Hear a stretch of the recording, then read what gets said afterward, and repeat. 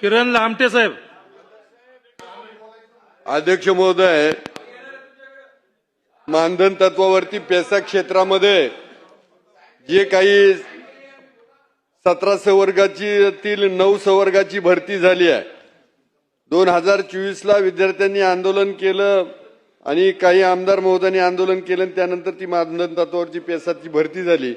पण आता परत त्या जे काही नोकरदार आहेत किंवा मानधन तत्वावर त्यांच्यावरती टांगती तलवार आहे.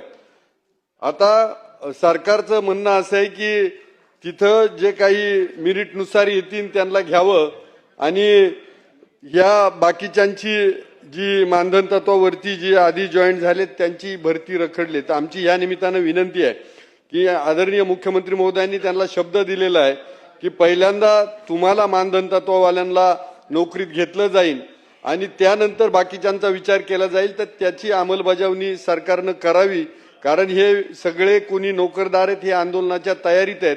तर त्यांना आंदोलन करायला परत भाग पाडू नये आणि त्यांना नोकरीत कायम करावं ही विनंती. धन्यवाद.